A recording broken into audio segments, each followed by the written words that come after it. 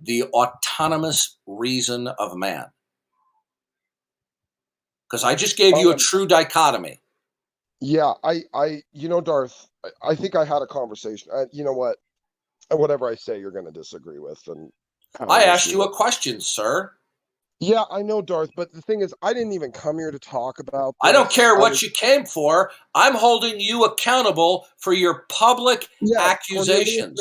Okay. Was an apologist and a philosopher. And he said that our foundational principle must be to start with the revelation of God rather than start with the proclaimed autonomy of the human mind. Now, listen carefully to what I'm saying. Listen carefully to what I'm saying. Listen carefully to what I'm saying.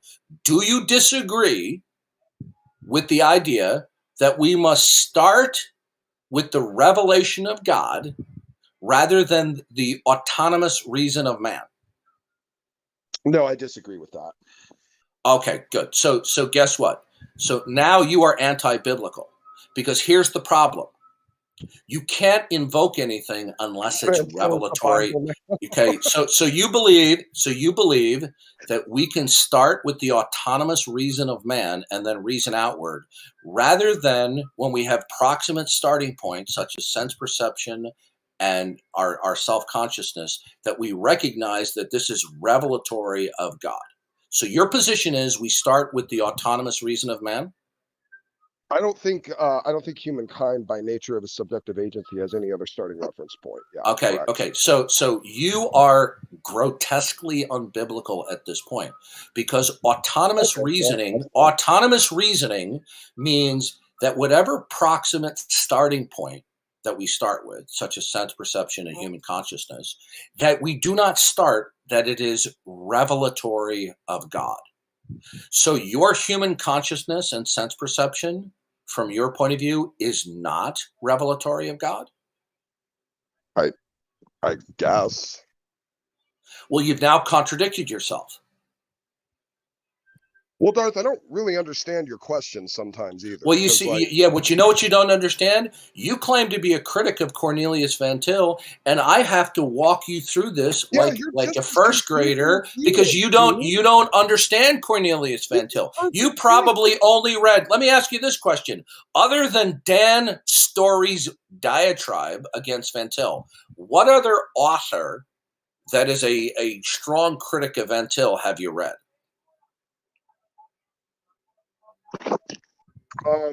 Trethwy, I think is his name. Who? Dr. Trethwy did a critique. Yeah, could you send me that name in a text message so I can copy and look that up? Okay, now, what is your second line of reasoning that Cornelius Van Til is a degenerate? No, we already did it. We've already done it now 3 times. No, you just contradicted yourself, because you said it's okay to start with the autonomous reasoning of man versus we're starting with the revelation of God. You just contradicted yourself. So do you need evidences to say that the revelation? Did you contradict yourself? You need evidences to. Did you contradict yourself? I don't see that I did. Okay, did you not say that we must start with the autonomous reasoning of man? I don't think there's any other starting point. Okay, all right, so let's go through this again to show you how you contradicted yourself. Now, okay, when we start this the 20th time, yeah.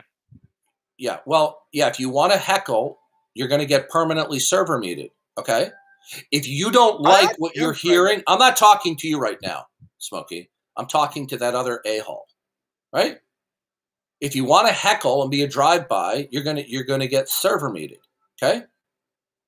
Now, Darth, can I when we start with our sense perception and self-consciousness, those proximate facts will either be from the get-go, be deemed to be revelatory of God, or not.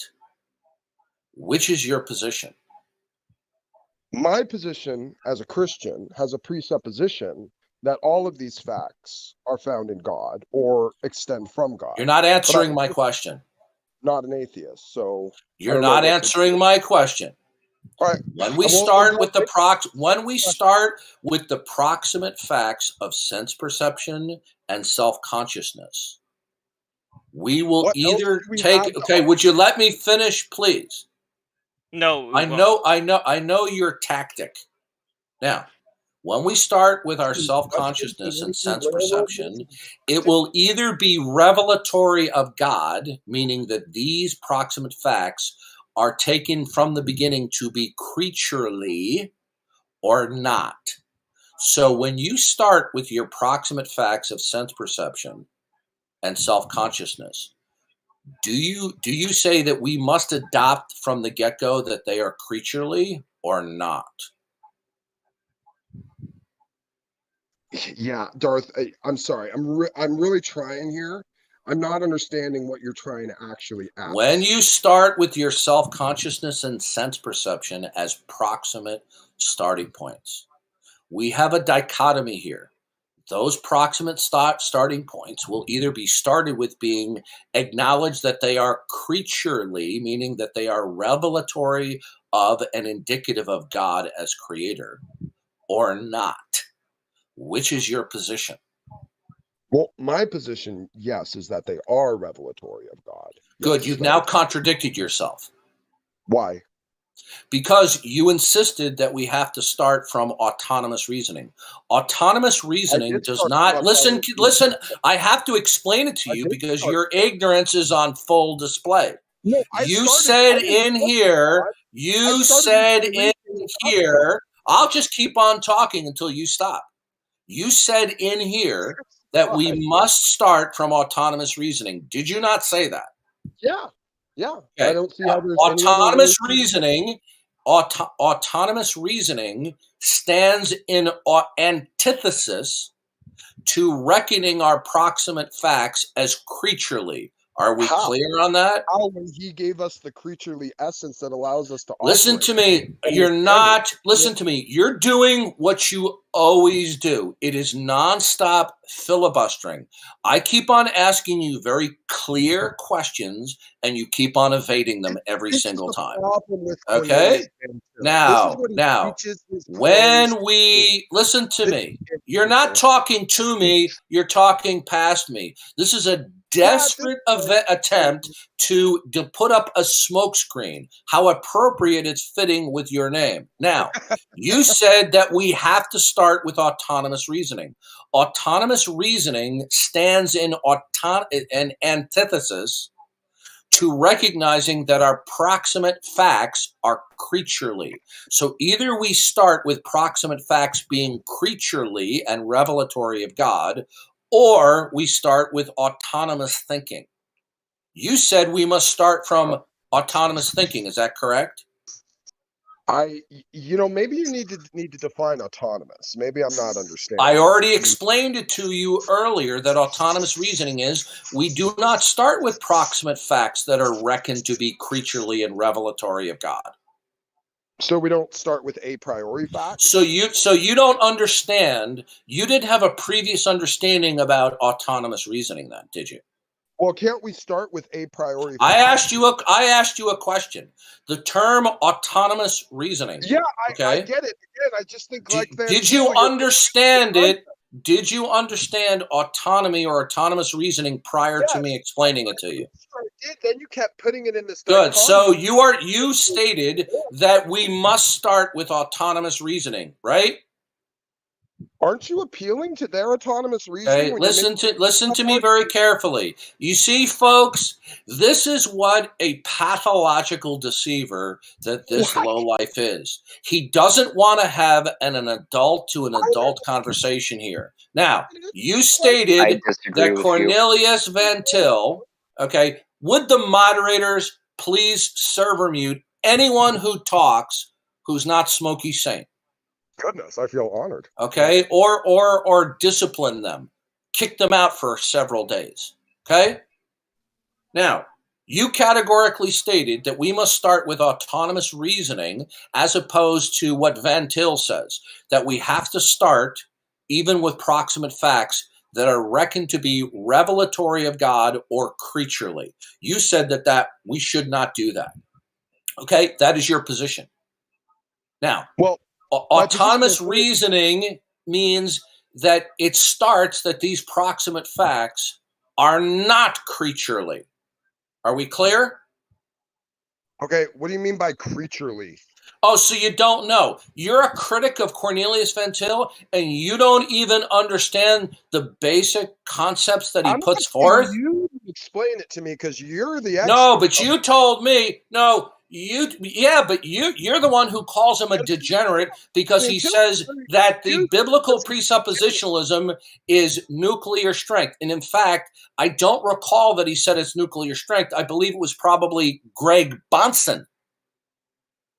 Well, Greg Bonson may have coined now, the term. The point is simply this. The point is simply this. You have not made any case whatsoever so far that Cornelius Van Til was a degenerate.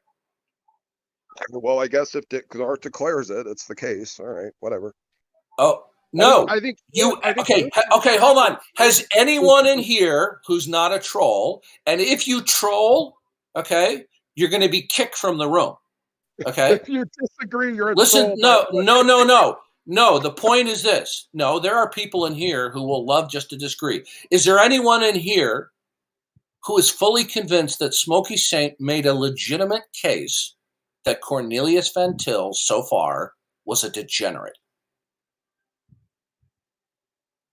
Well, Darth, I'll agree with you with one thing. I don't think he worshipped Van Til.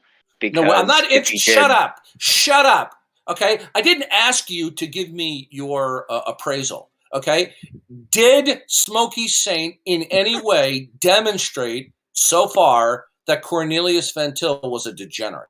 Yeah, you as his acolyte being as confusing as this. No, you have failed more miserably than the Hindenburg. Now, well, do you have any other line of rationale that Cornelius Van Til was a degenerate? Well, you seem like you're not going to listen to the rest anyway, so I'll just... No, I was listening to you, but I was offering counter arguments, and you even shot yourself in the foot because you said we must not start with our creaturely status at square one. That is your position, right? I feel like we have to, even if you're a Christian. So this is it your position that at square one with our proximate starting points that they are not and should not be reckoned as creaturely? Yeah, again, we have creaturely habits, which I'm not hearing a clear answer to my question. Well, Darth, you don't even let me respond. I don't know. No, because you're filibustering. Must we start with proximate facts, which are held to be not creaturely? Must we start with facts that are held to be not creaturely? No. I'm going to go with no on that. Good. You've now contradicted yourself. You keep saying that, and I don't see. That's right, because Cornelius Van Til said we must start in our apologetic. He says we must start in our apologetic, never compromising the central doctrines of the faith. And the first and foremost is our okay. If you continue to overtalk me, I'm going to server mute. Good. You've now been server muted. You have contradicted yourself because all that Van Til was saying is that we must start with our creatureliness because everything in the world reveals God. Romans 1.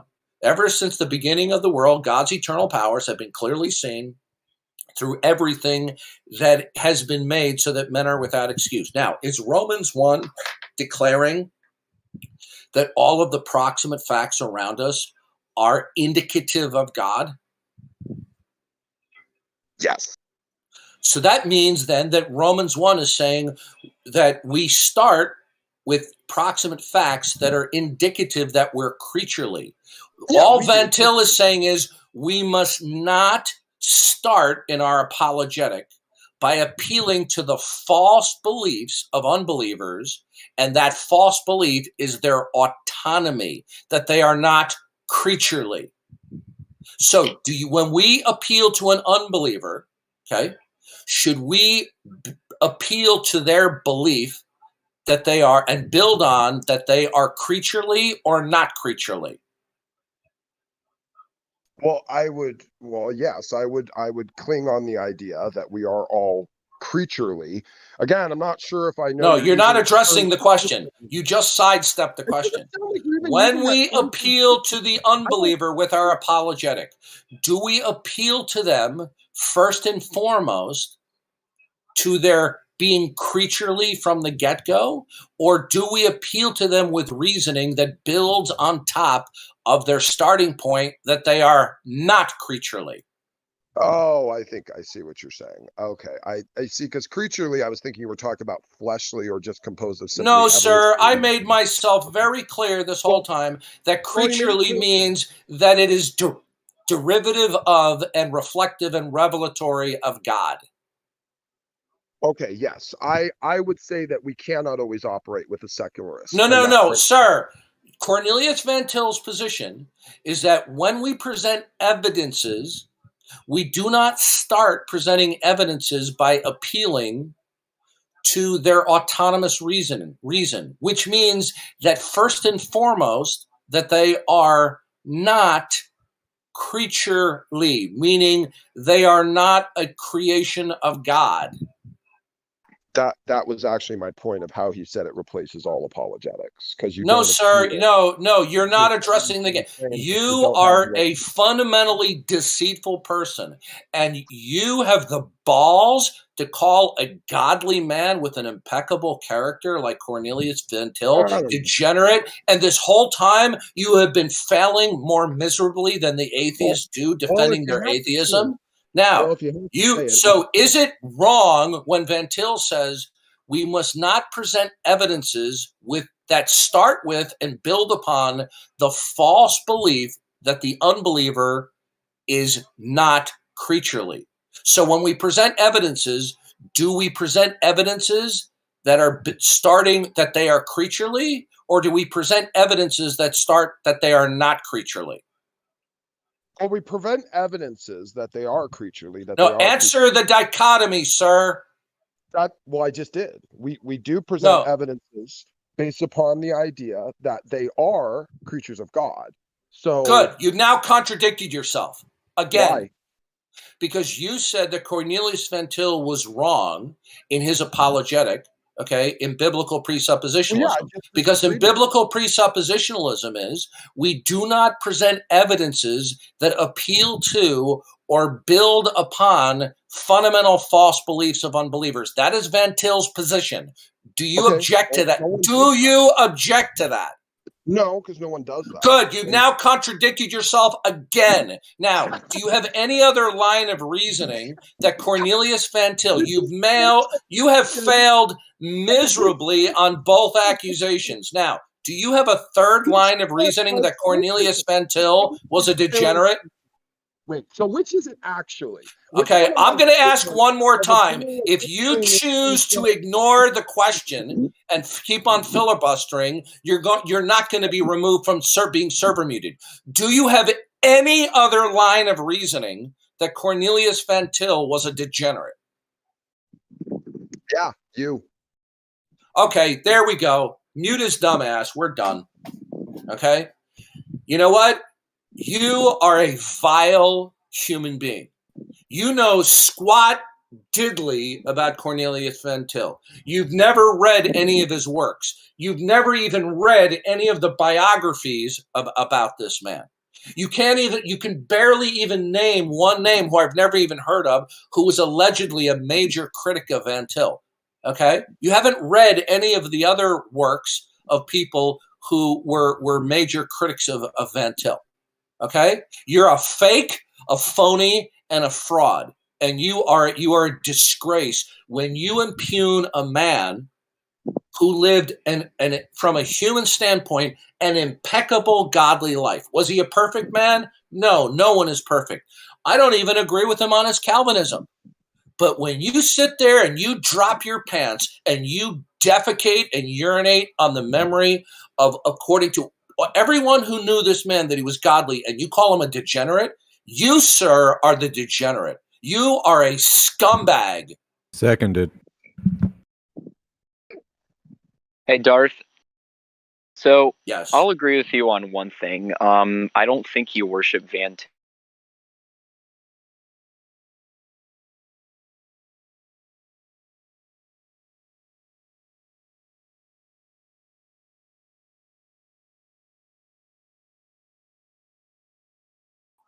Okay. Do you have anything to back that up? No, you don't. You're just a drive-by troll. Here, unmute him. Just If you don't another want me to scoundrel answer. dropping his pants. Yeah, all you're simply doing is you're verbally dropping your pants and you're So you attempting asked me a epic question, then do interrupted me when I tried to answer. you hey listen, troll, we see your kind all the time. Do you have any evidence that My I kind. worship myself? Yeah, because you exaggerate your contributions to servers that you're in. How do I exaggerate my contributions? Well, you were in another server and you said I contribute more to the server than other people. Well, there are 62 people in here. Okay, what server are you talking about?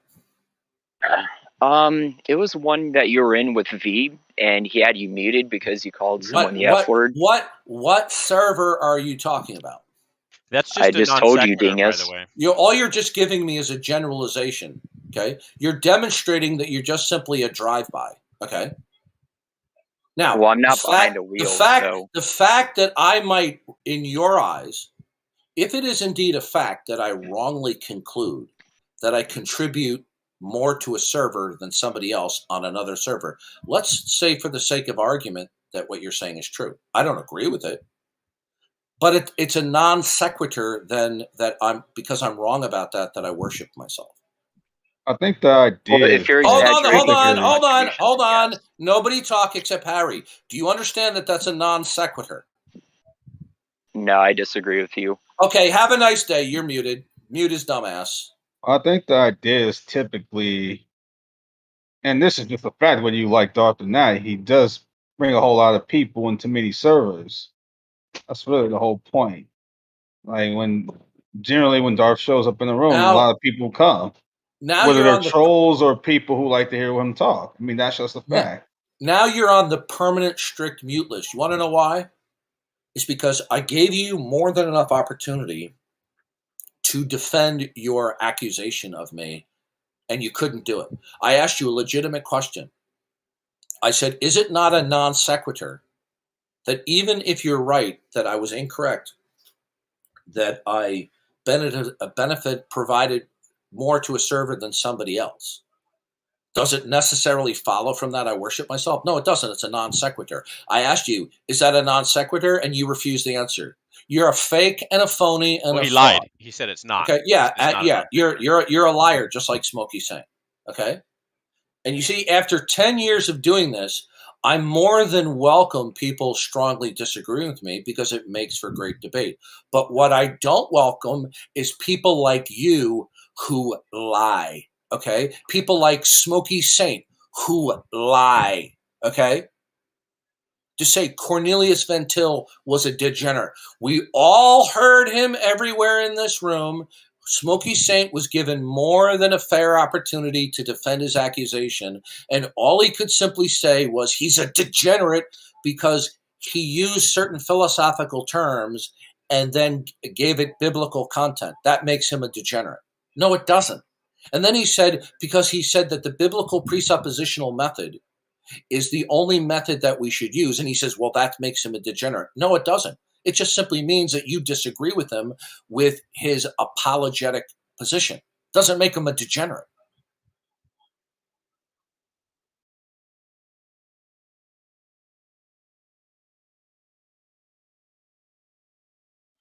He's quick to call everyone a degenerate. That guy needs to be taken down a peg. Well, I just did. He was, and guess what? This is going to go up on Tom Rabbit's channel, hopefully.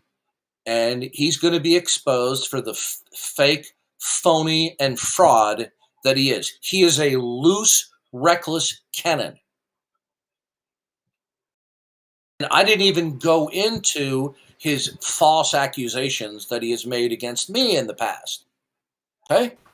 Well, Darth, I challenge. If you guys think Darth is harsh, go check out some of Smokey Saint's content. That guy is insane. Yeah, he got everything he deserved and more. Go ahead, O times low. I mean, I had a weekend of email exchange with him, and you can have just a taste about his verbiage. This is what he told me in 3 days. This work is only just beginning, and you all are just a small fry. Otangelo is on the side of perversion and heresy. You are so engrossed in your own flesh worship. You can't even see the level of epic fail you are in. You are an enemy to my God and certainly to me. We aren't as oblivious and stupid as you. You are truly dumb beyond belief, Otangelo. You are a complete intellectual and theological incompetent retard, Otangelo. You think actual Christians are going to be okay with spineless, soy-soaked, heresy-protecting swine like you? You know, you have made yourself look like a complete, incompetent, bumbling Brazilian idiot. Your pride can't handle it, so you keep digging the hole deeper. You can even see how hypocritical and moronic this makes you look. Keep being the harassing pest you have provided yourself to be. He is the anointed to tell everyone how to be as mentally flaccid and useless as him. You are a pervert of truth and a validator of lies and heresies. Go guzzle more of the semen from the heresy horse sticks, you stupid, incapable whore of flesh and lies. We no longer expect you to have any honor and integrity. If you were Christianity, I would still be atheist. You might be cursing more souls than you are aware of, while I have actual fruit of conviction and correction from people. What do you got? Validation from flesh whores and heretics? Flesh like you would tout that like success.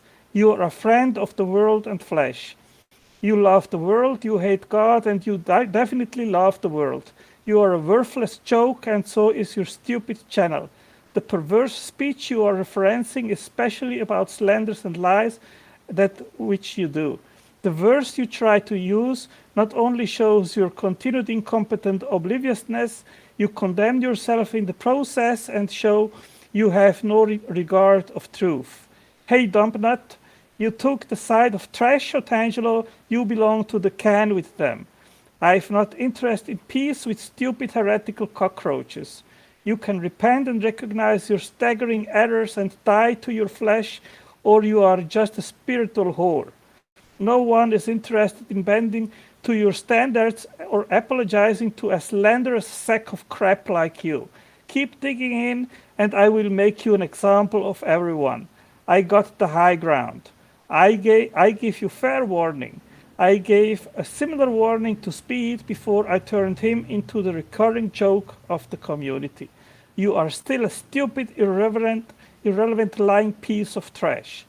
Do your worst, you heretic-loving scum. You shouldn't have been a coward. I called her dumb, irrelevant Scottish cow.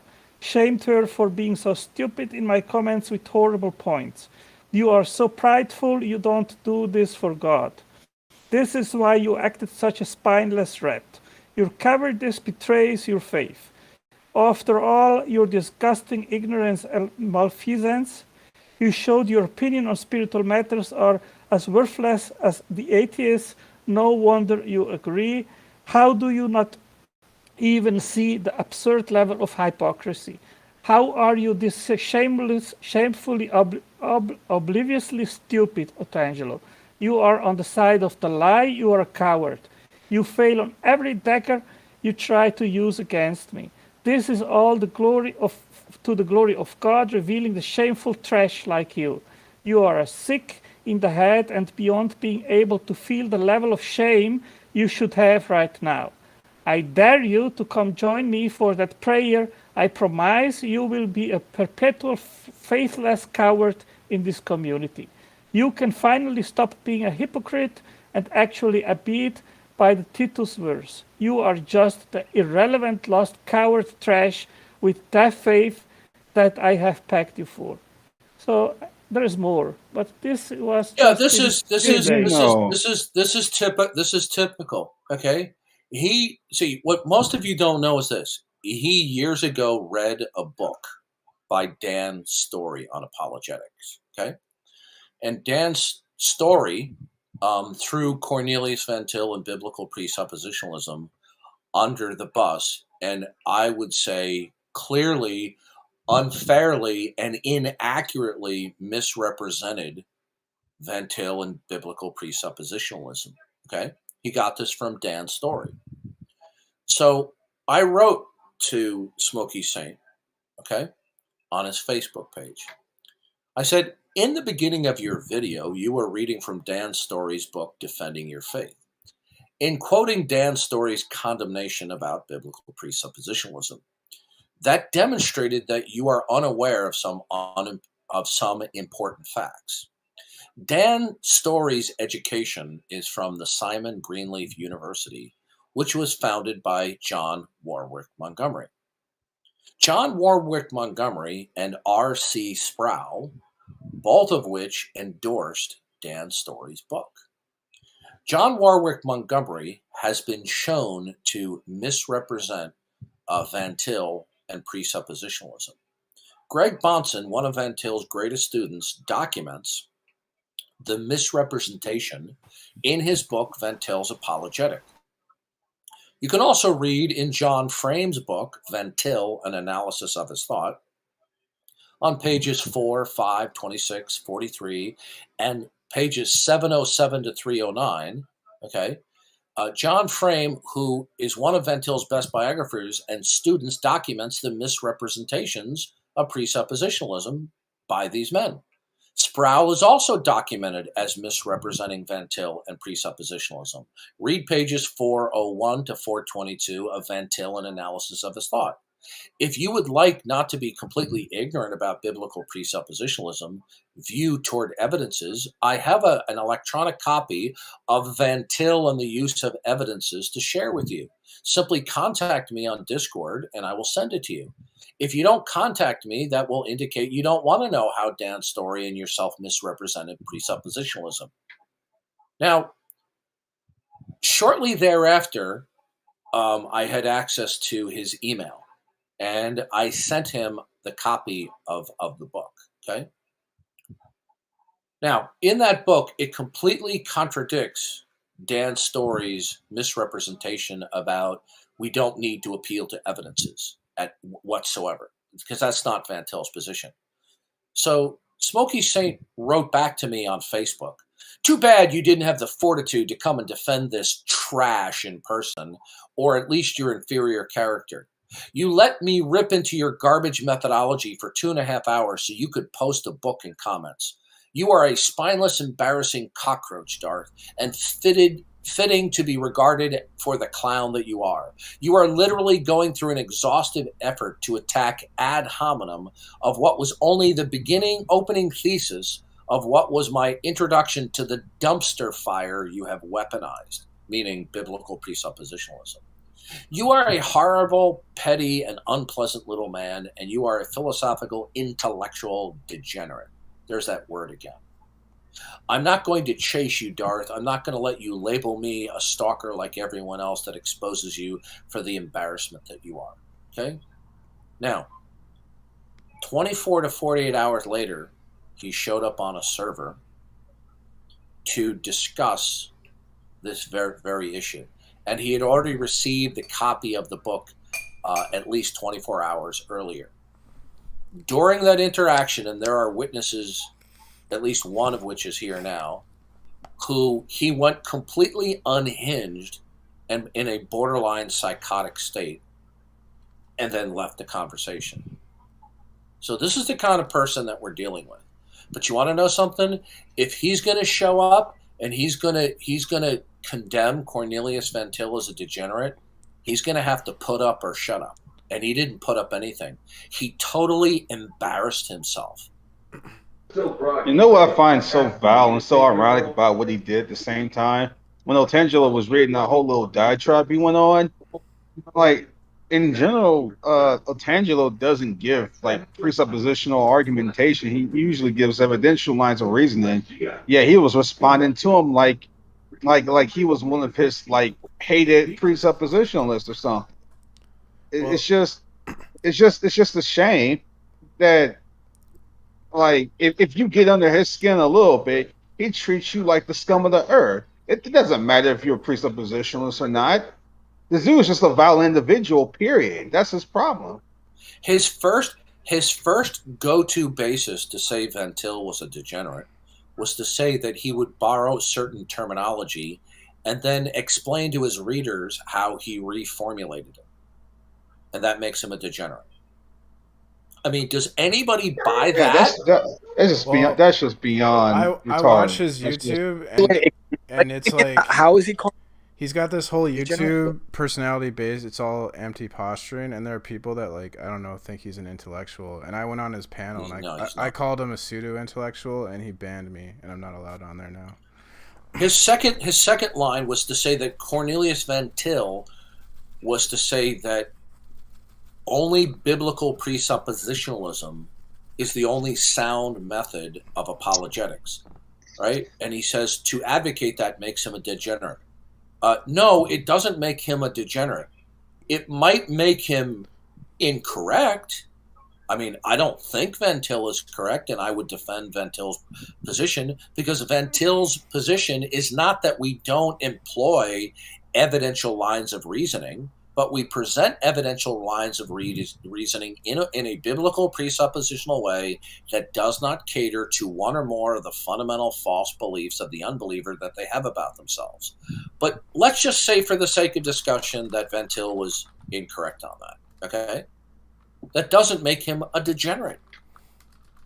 And this is all Smokey Saint has, okay? He is totally a reckless person and a loose cannon to sit there and condemn a man of such great reputation as being a degenerate. Was he a sinner before God? Absolutely, just like we all are, just like I am. But to call this man, who had an impeccable record of ministry and service to the Lord, because you are colossally ignorant of understanding biblical presuppositionalism, okay, to call him a degenerate is disgusting beyond measure. And he got everything he deserved this evening. Yeah, I was definitely confused with that as to why we referred to him as a degenerate. I never heard him say that about Van Til. That's Smokey Saint's favorite diatribe. Yeah, whenever he can't make an argument, he goes, "Oh, your Bible scholar is gay," or something like that. Like, he's just projecting his own ineptitude. That's all that is. And you know what? Is there anyone in here? Is there anyone in here who is listening to him that anyone think that he actually believed that Van Til truly was a degenerate? And is he using the word degenerate as it normally is used in a dictionary? Does anybody think that if we look up the word degenerate, let's look that up, okay? And let's see if Smokey Saint is using the word degenerate in terms of the standard usage. Because remember when he accused Van Til of using certain nomenclature and then redefining it in a biblical way as degeneracy? Let's see if he used the word degenerate right. Yeah, I mean, you could take any philosophical term that is used in a standard use and wrap it up in like Ebonics or something like that. That wouldn't make you a degenerate. That could make you illiterate, but not a degenerate. Literacy is not degeneracy. That's just retarded. I'm a degenerate. Okay, so Merriam-Webster says having or showing lowered moral character or standards. Okay.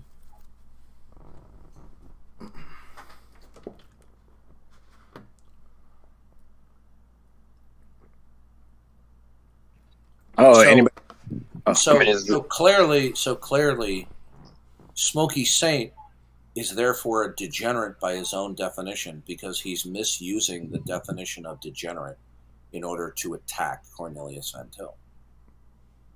Is he an atheist? Who knows what he is? All I know is, from my perspective and in my biased opinion, he's unhinged and he's a borderline lunatic. Narcissistic. Todd Mallicoat's an atheist. If you want to criticize some of these people, even in areas I disagree with you fine, okay? But to sit there and smear and defame a man who had impeccable character, beyond disgusting. And the funny thing is, Smokey Saint knows he's vastly ignorant of Cornelius Van Til. He knows it. He probably never did a thing to anyone. He doesn't even seem like the type of person that would hurt a fly. He's calling him a degenerate? How scummy is that? I've read several biographical accounts of Van Til. There's not even a whiff of non-moral impeccability. Not even a whiff of it. Not even a suggestion of it.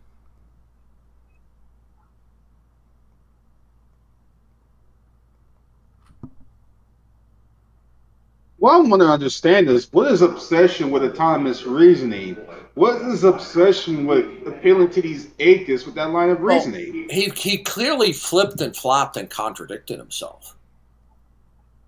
Okay? He said that Van Til was a degenerate because Van Til said, absolutely not. We should, in our apologetic, we should not appeal to the unbeliever's autonomous frame of reference.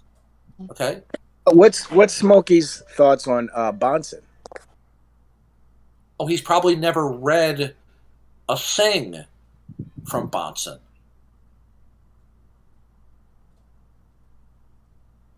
You know, when he said, he said, oh, I read that book. And then he says, Greg Navarro. Yeah. How many of you believe he read the book? Guy's name is Tom Notaro. Okay, maybe he fudged on the name. I get names wrong. Yeah, he probably perused it. I doubt he seriously read it thoroughly. Yeah.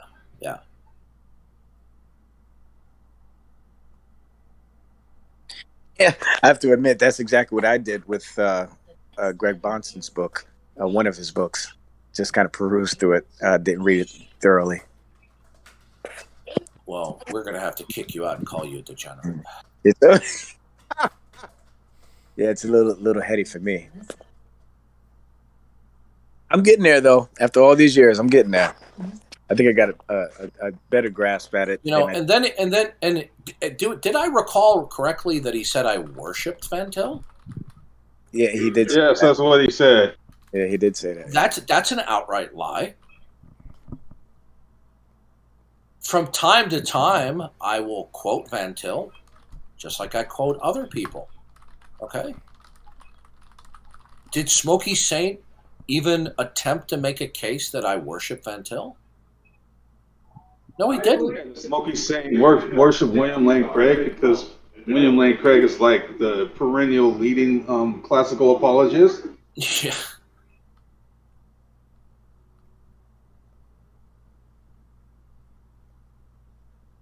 If he wants to just launch accusations, and I can call him a William Lane Craig worshiper.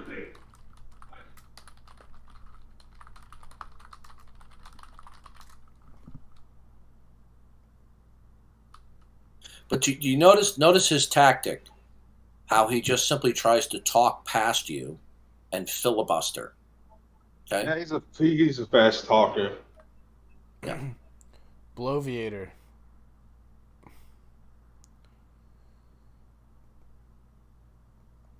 You know, if you're going to call somebody a degenerate, you better have the goods. Okay?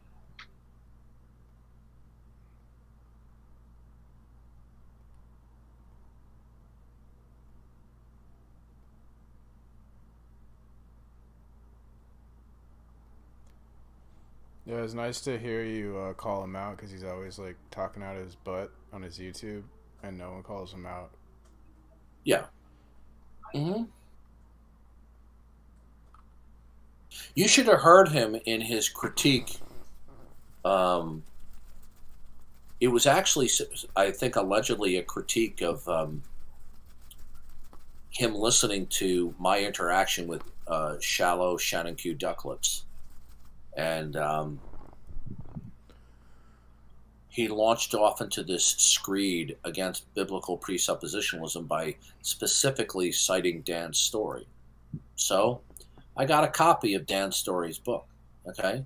And I found out that Dan Story went to Simon Greenleaf University, founded by John Warwick Montgomery.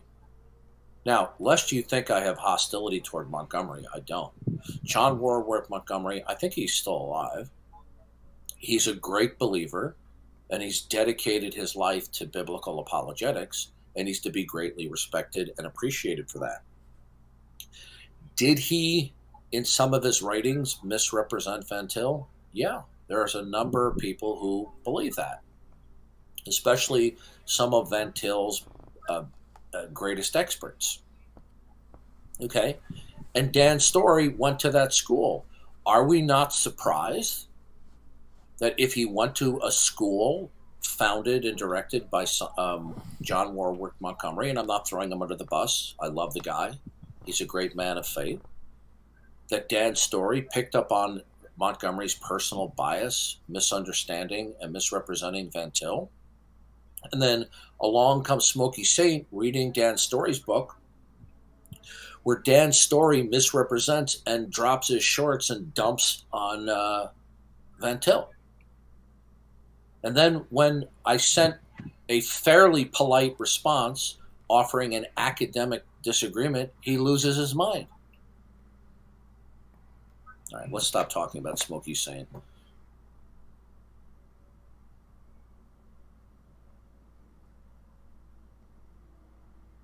And when you get him off of like evolution and stuff, he really...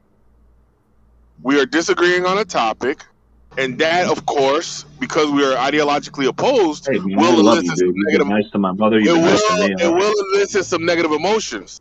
But the negative emotions you're eliciting, the negative emotion you're eliciting is just based on your negativity out of a based on your banter. It's based on your just normal disposition, irrespective of any controversial topic. You're just doing it by virtue of your. You're just doing it by virtue of your natural personality.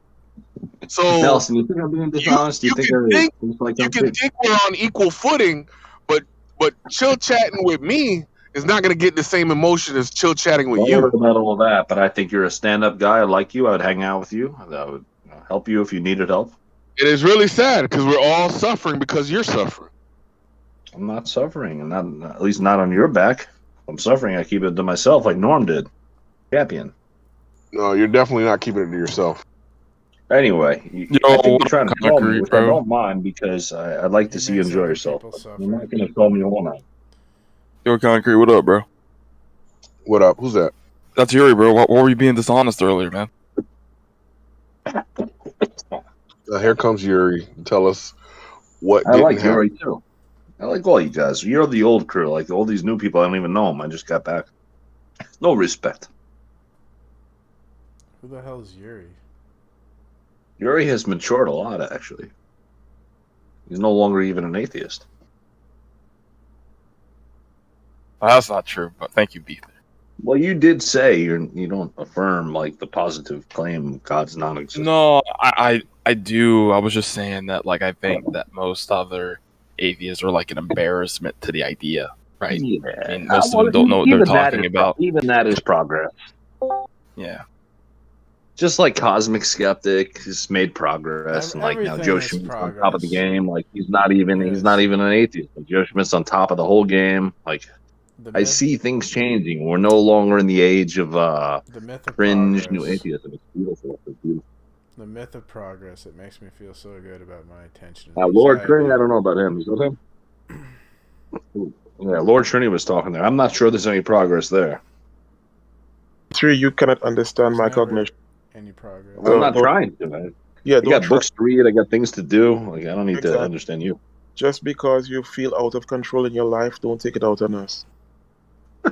We got a bunch of Sigmund Freud surrounding me. I'm on the couch. That's what happened. Yeah, he doesn't feel like he could control his life, so he has to try to. Yeah, my brother. I run guns for living. I drink raw sewage. All my country. I have the textile industry because they donate large T-shirts here. Yeah, I come on Discord and insult B3 for no reason. He doesn't even want to talk to me. I don't know why. Why do I talk to him? I do not know. I'm bored. I have no bowling alley in town. No, isn't Bart Ahmad here? Bart, are you there, bro? And then this is the town. We're having fun. Of my accent is tell. Give and take equally. Give and take equally. Like if you want to give, take. I'm more than capable of giving, and I've given you a whole lot. I don't think you have anything. I've only given you the tip. You couldn't handle the rest.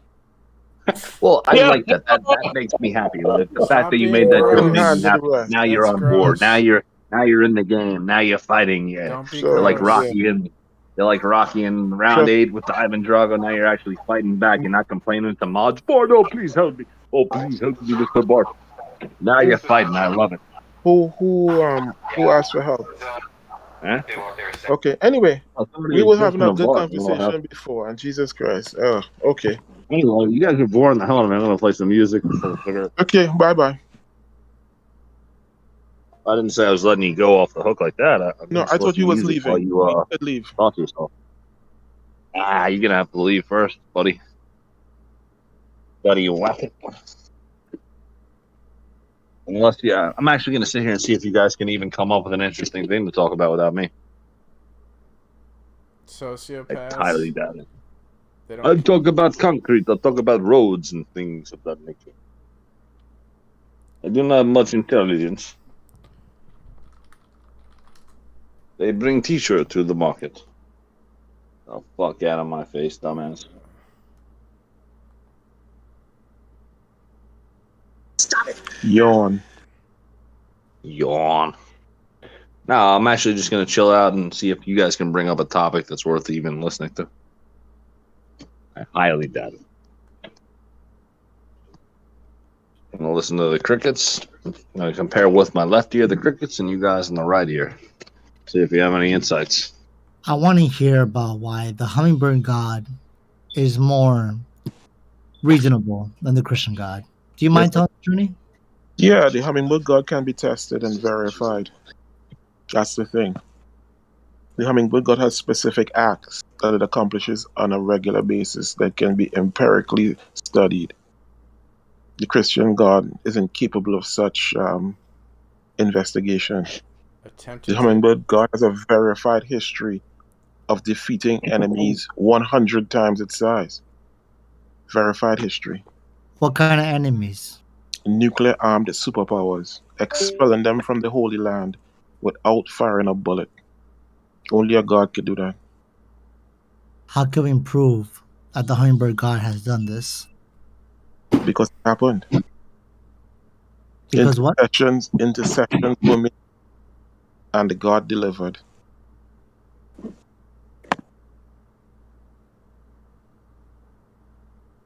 Only a god could do that.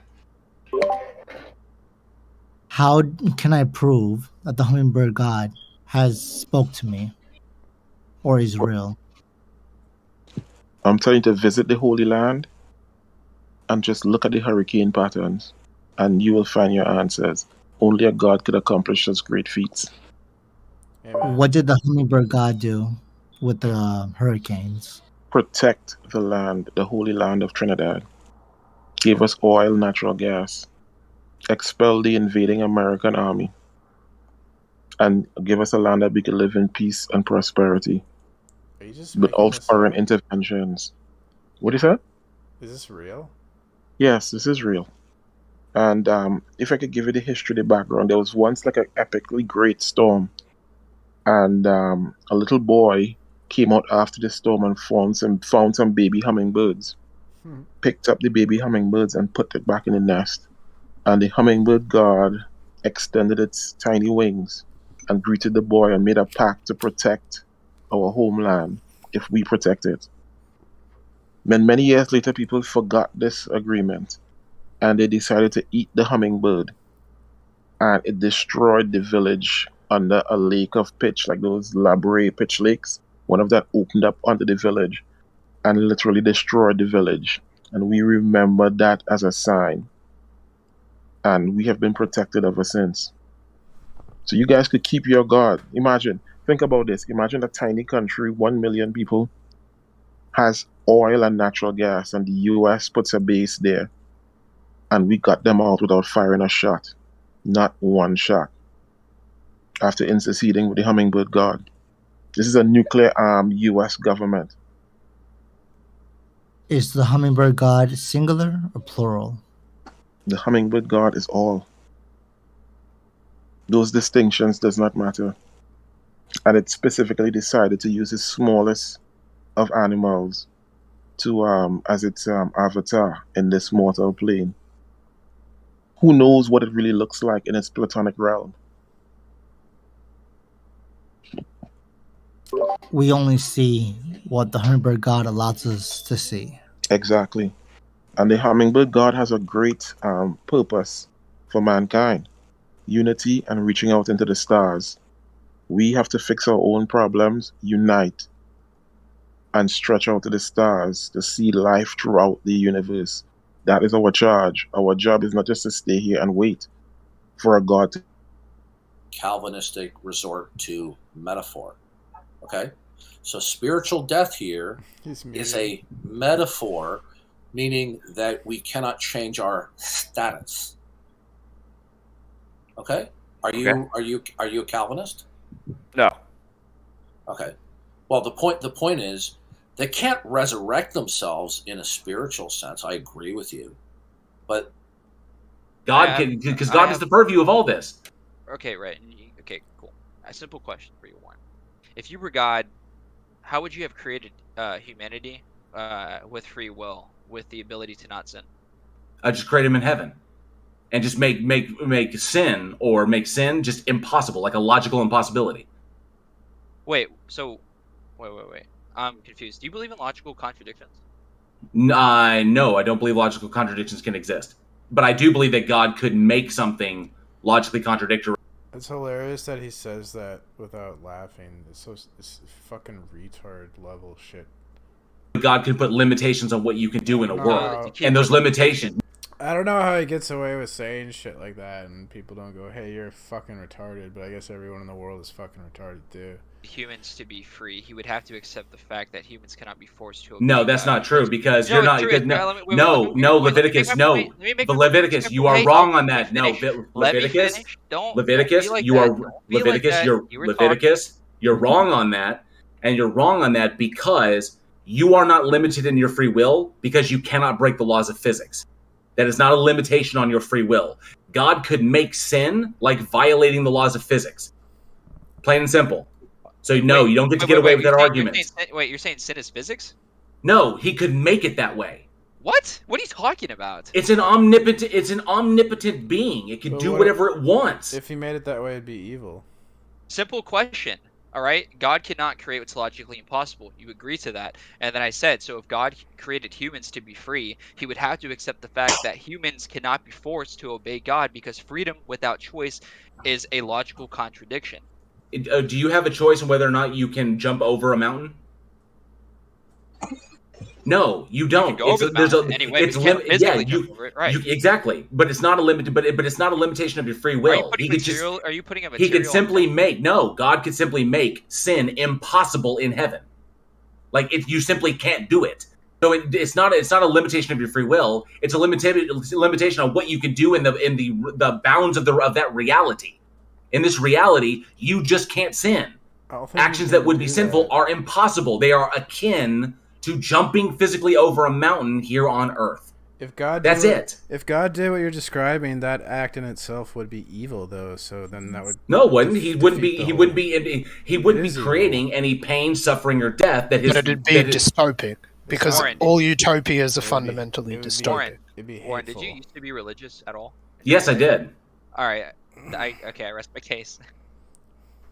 Leviticus, like what? Why does everybody want to fucking talk to me, bro? Like what? No, bro? you seem. Well, if you don't want to, then get the fuck out of my room. No, I was here before you, and I was having a decent conversation with Kurt, but you had him fuck off because you interrupted because you gave too much of a fuck about a benevolent God, and you have a problem with that because you're like, oh, why didn't he just make a perfect world? And I asked you how to make it, and then you said limitations. That's called suppression, you fucking retard. It's not suppression. He just makes it with other things excluded. How do you know? Like for example, human beings can't fly without aid of technology. Right. So just make sin like human beings flying in heaven. Right. So if a guy has an urge to rape a woman, have a fucking have his dick fall. There wouldn't be an urge. No, is it possible? Wait. You're putting sin in a materialistic point of view.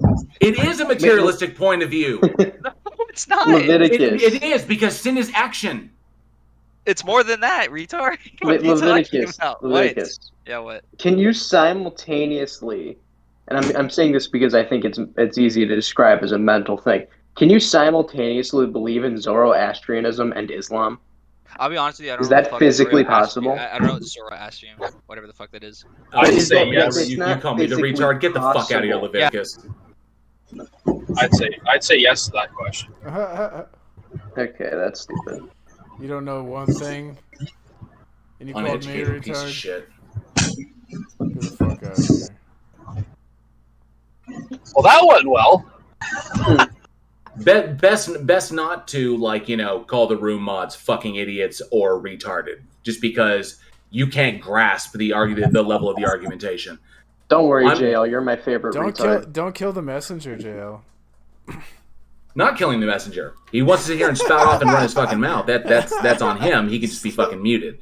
Because he's not going to sit here and call a room mod a fucking retard just because he's not grasping the concept that God has the capacity to do anything. And no, the concept being that God can instantiate any kind of world that it wants. And in comporting with the omnibenevolent property that God has said through the Bible that he has. You see what he's streaming? He's streaming the screen. I have no idea what. He muted you. Damn, bro. Holy shit. Funniest shit I've ever seen. What I don't understand is, like, there's a huge assumption that free will is this thing that exists. Like, that's underpinning from, like, the Christian argument. But there's good arguments against the idea that free will is even this thing that exists. But even if free will did exist, then it creates a whole other series of problems about, well, how does God have the source of all free will? Well, it exists in the Christian worldview. The Bible yeah, of course, it exists in the Christian worldview and a lot of religions. But you don't believe it exists? I don't believe free will exists, no. There's a room out here. Hello? Why don't I agree that Hold on. I don't know what kind of question. What did you ask? I didn't hear that question. There's a room mode here. I don't know. There's a couple. May I ask you a question, please? Room mode. What's up? I offer you a challenge. A 1v1 me. In any game you would like to play with me. Sure, let's play the quiet game. Tic-tac-toe. Yeah, 1v1 Jack in the quiet game is impossible. You want to play paper, rock, scissors? I'm ready, man. So I already won that one. Paper, it was scissors. easy. So yeah. Ultimately, it comes down to the fact he did not grasp that God is omnipotent, can create any world that God wants. He can actualize any state of affairs that God wants. All of this is within his purview. It is not logically contradictory for God to make sin just not a thing, because God determines what sin is and what sin is not. Well, then he could just say sin does not exist. He could just make it so that there is no sin, because he determines the parameters of sin, of what sin is. So therefore, God can decree what is and what is not sin, which means that God can make all actions unsinful, which means that sin could not exist in heaven, because he's established that there is no sin in heaven, regardless of the action. That gets rid of free will, though? Like, it doesn't get rid of free will, because the Christians believe that we have free will in heaven. Yeah, but I don't understand how that doesn't. Because if God is modifying the behavior, so, the agent has the ability to rape, but then the conditions of heaven are such that you can't rape. But if the agent had a choice... Or there's no concept of consent in heaven. And you can sin in heaven. Lucifer sinned in heaven. I'm just saying, is it possible that God could have made an entity that itself could do? Remember, it's not that Lucifer sinned. It's that Lucifer's action was deemed sin by God. Yeah, God declares what is and what is not, but God declares what is and what is not sin. Just because you're in heaven doesn't mean you can't sin, though. But that just means the parameters of what sin are fall within God's purview. God declares what is and what is not sin. So in other words, if Lucifer's action was declared unsinful, then it wouldn't be a sin. But it's declared sinful because God has decreed that what Lucifer did was sin. So that's all within God's purview. So you're saying that God could remove sin whenever he wants. Why doesn't he? Yeah, question? God could remove sin whenever he wants by just declaring that there is no sin, that no action is sinful. So then what kind of world would that be? I don't know. But apparently, according to the Christians, it's called heaven. Well, what if because apparently, according to the Christians, according to the Bible, we have free will in heaven, and there is no. Hold on a sec. We have free will in heaven, and there is no sin in heaven. How do you know that we're not going through the process right now of God removing sin and then redeeming us, and we all get to go to heaven? Well, because any kind of process or lesson or whatever is completely arbitrary in the face of an omniscient creator. It already knows the end state. So wouldn't it just behoove an omnibenevolent creator to just create us in the final state without having to put its creations through essentially torture to learn something? Why even bother, Jail? You just got to say how do you know we are going through that process? I don't think we are. I don't think we're going through any process. I don't make the claim we are. No. Christians make the claim we are. Then it's up to them to prove. One at a time. Number one, I don't believe that we are going through a process. I'm an atheist. Yeah, I'm looking at this from the Christian perspective. They're the ones that have to reconcile this, not me. No, I think you're just making a bunch of assumptions about things that aren't true. I'm not making a bunch of assumptions of things. I'm looking at the Bible the way it is interpreted by Christians. Well, can I ask you something, like personally, or are you gonna... That guy's crazy. Kicking and screaming, he pulled me there. Yeah. I know a guy whereas it's Tim. Tim, no, I think it's Tim, or it might be Tim, or it might be Christ is King. Either one of them, they're sort of similar in their Calvinism. I said to them, listen, like if Calvinism is true, like my heart is broken, and they went, listen, face man, if anyone's heart is broken, it's mine. They were like, I came kicking. One strictly from another. Am I misinformed on that? No, in order to have an ultimate truth or ultimate authority, it's going to have to be self-attesting. Okay? Isn't that the same as... they'll reap what they sow. That's what God's going to do about it. I think we're all going to reap what we sow. That's a given. Especially those that teach, and especially those that put themselves above others. We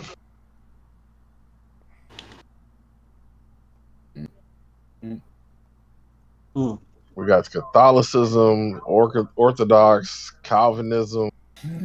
It's like, man, when is Jesus just enough? When is Jesus enough? Just Jesus. Okay, let's get rid of the Bible. I only want to talk about how God is the Savior, and then we'll be saved like that. Does that sound better? If that is, throw out all the Old Testament. Let's be Marcionites now. No, seriously. Just have the Book of John and their power into, and sort of the struggle of the old traditions with sort of the new emerging culture. But yeah. That's interesting. Because it's like, that makes sense. I'm looking at this whole religion game as like, a sports event, and we're down to like the final four.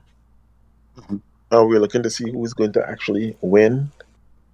I think Christianity is on its way out. I think it's dying. Yeah. It Christian Europe is just about completely secular. The strongest places for the Christian faith now is in South America and Africa. The United States, Christianity is on its last leg. Church attendance is way down. And then as soon as these other places I think they would, if they're not dependent on... Nietzsche already said this 200 years ago, dude. Yeah, but look God at is that. dead. Yeah, so I think it's on its way out, because if you really look at it, I'm from very, very close to South America, and a lot of people are quote unquote, I don't know if you know this term, PMAs, they're bread and fish Christians. They only really go to church because there's a social benefit. They really care about. That's the only reason I'd go. I'd study the Bible on my own, Right, yeah. So just like there is a social benefit to being a Christian. You might get to know people who might help you out with a job or something. But as soon as that evaporates, it's over. And people kind of like chafing under the bit of Christianity, and they just can't wait. So, hey. I think Buddhism might actually win. Buddhism and secularism and actually be the last two standing. I still think Islam is really strong right now. Science will win. That's what I think is going to win. A secular system is going to win. Yes, the plan. That's so depressing. It's a world run by experts. Like, you won't even be able to raise your children, right? Because it'll be the scientific experts that know how to. They've been trained in how to raise your children. So technocrats. I'm putting my money on Scientology. So, you guys, I'll see in 200 years. Right about that. Right. Praise Xenu. I'm putting my bets on maximalism. Hey, look, B3 got muted. I wonder why.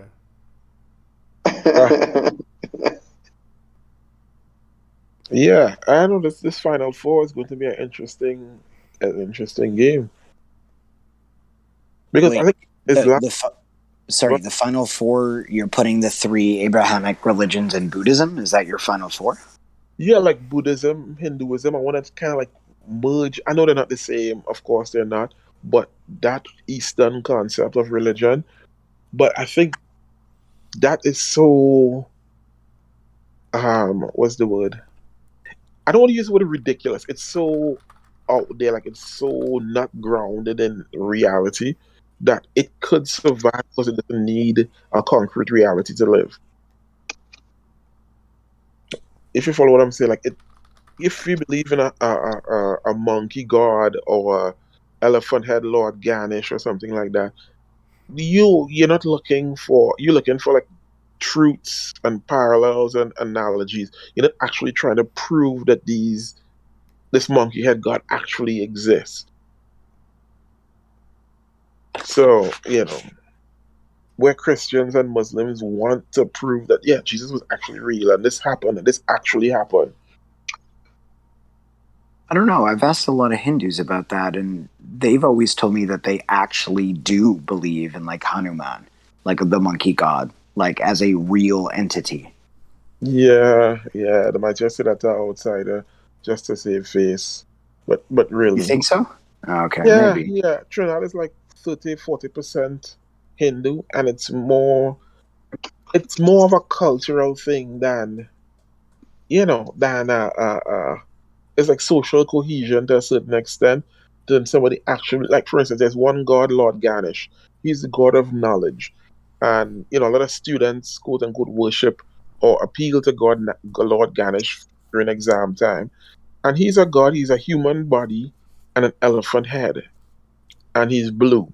Sometime in some war, some craziness like that, he got his head cut off and he held his breath so his body turned blue. And then they put an elephant head on his head, on his body. And he survived with his elephant head. So it's like, okay, dude, you know what I mean? Nobody is really,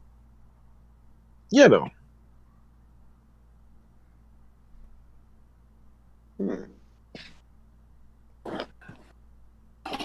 And then I thought the story was that he was guarding his mom when she was taking a bath, and Vishnu wanted to see. Weren't they viewed as an analogy or something? Oh, sorry. Yeah, okay. Yeah. Maybe I got. Let me look and see. But that's a story that I was told in from some Hindus back in the day.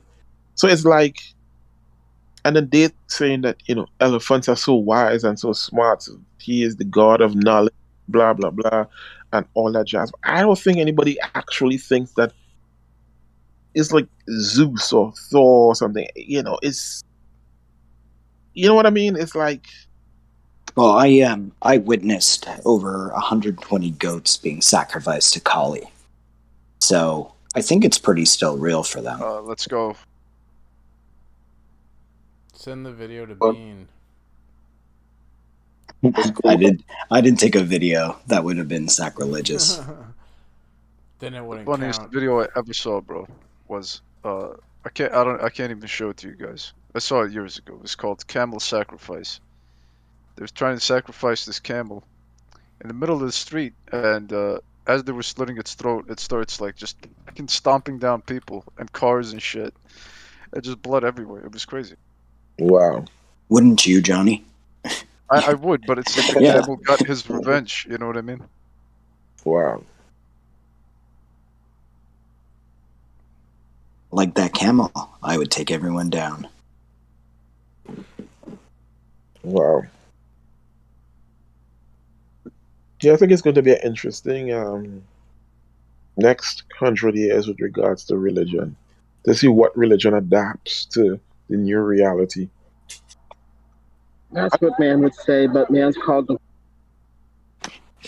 It's already adapted a lot. Like in the Middle Ages, the peasant would only work like 150 days out of the year because there's so many religious holidays. So we actually like work harder in modern times, and we get taxed more too. Well, man will either make a fake religion or something that's closer to reality. Because they're called to worship. Man wants something transcendent and beyond this world. It's just a part of him. Well, yeah, it's been a part of him evolutionary for a long time. But you guys remember? I don't know if you guys remember when years ago as a kid, your parents you're leaving home, your parents would pray and say, "God help guide us to our location and journey and mercies and all that stuff." And now you just hop in your car, you put your destination.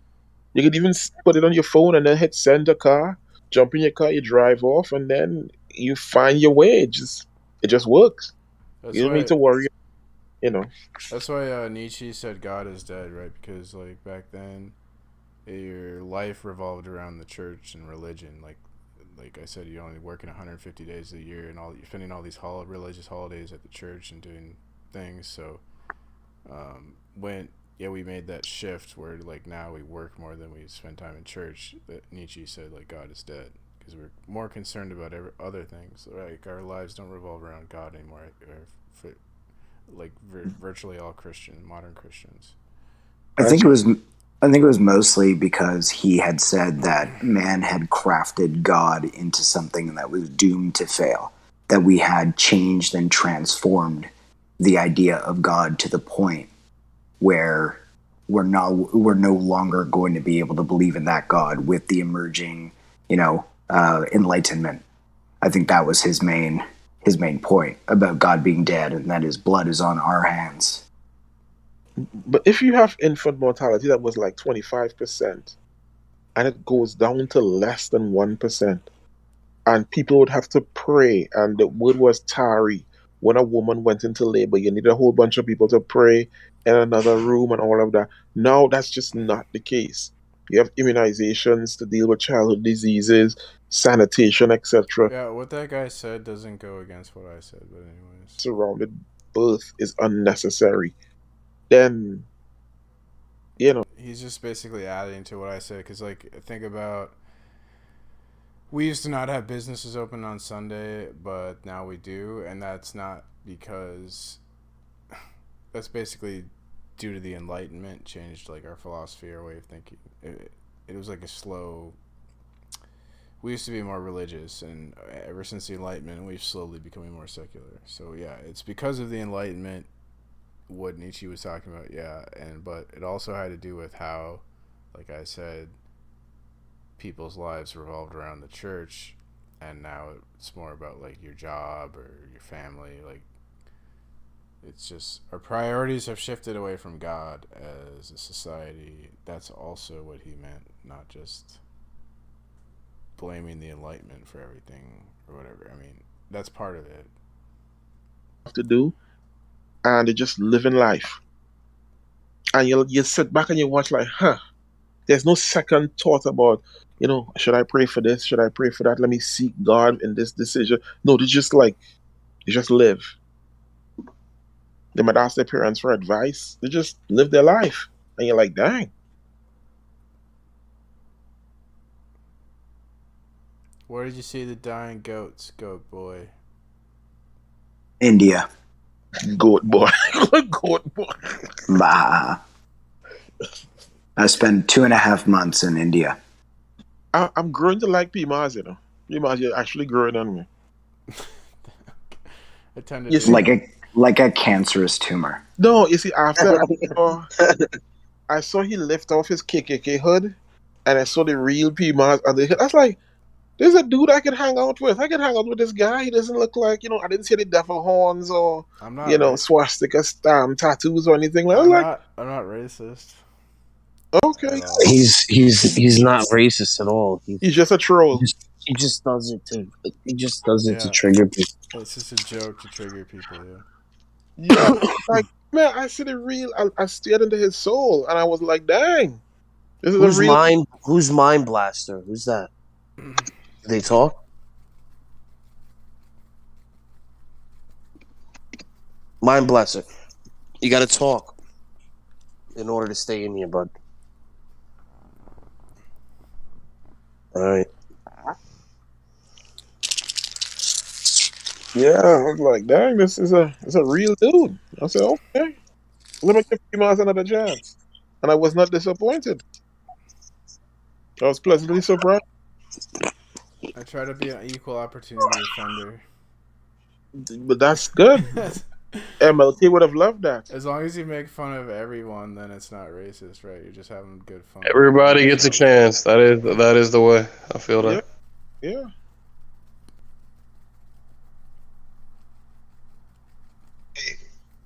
Can I ask you guys a question? Of course. Are there any pros to a military dictatorship? Yes.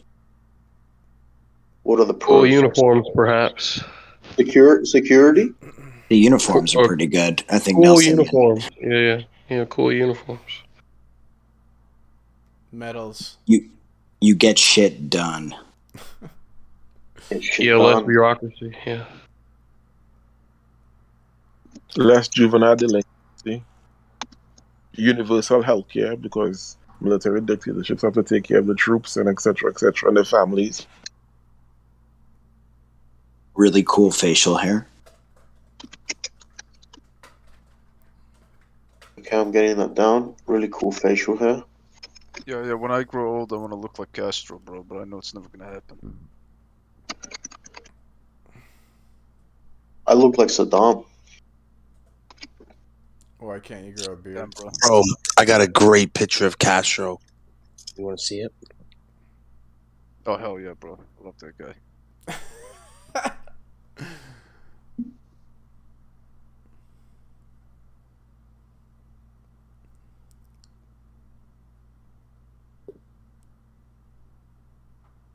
Who was the general of Fidel Castro?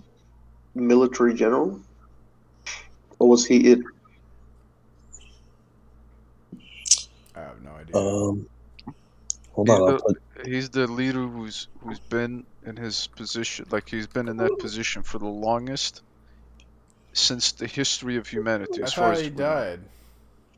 Yeah, he died, but he was a leader for like 50 years. That's never And, been a and thing. he died like ever. natural causes. Yeah, he died of natural causes. But how many assassination attempts? Wasn't it like a 20 or some shit? That's not Castro. That's what's that guy's name?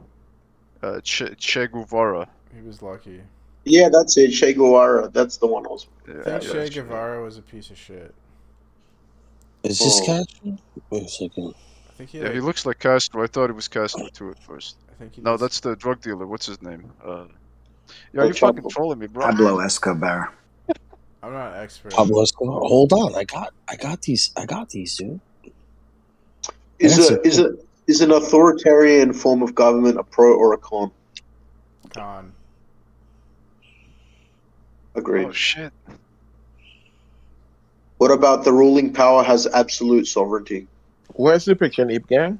I think that's true, but I wish it weren't. I think the idea that the sovereignty of the people, that's a myth. That's bullshit. I don't think people. It is bullshit because we've given it away. We've given it away for protection. Yeah. Security. And just because we don't want to take responsibility for anything, that too. Exactly.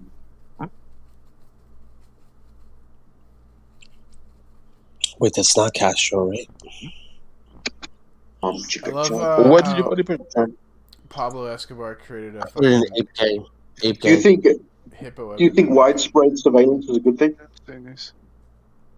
No, it's kind of fucked up. It's like Lord of the Rings, with the Eye of Sauron always watching you, and Fuck that! I don't want that shit.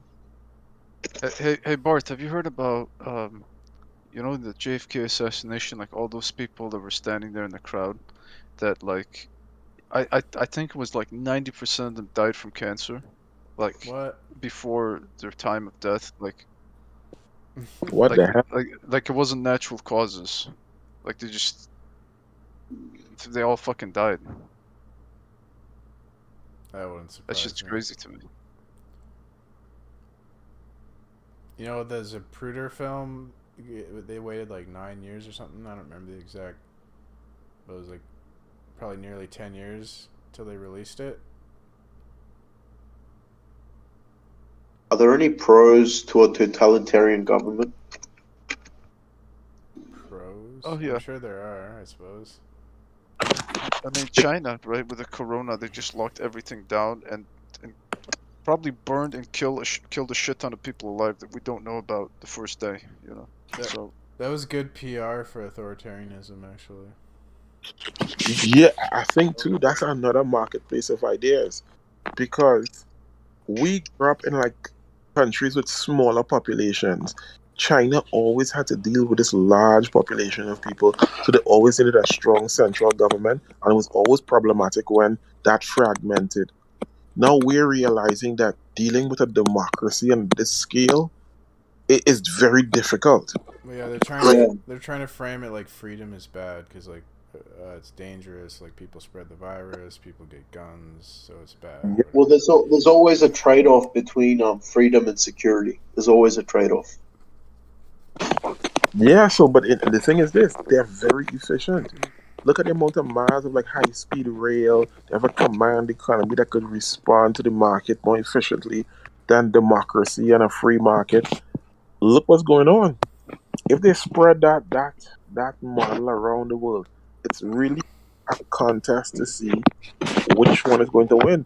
And I think people in the West kind of ignore is that China has a model of expansion that does not require military force, and the West never really got that memo.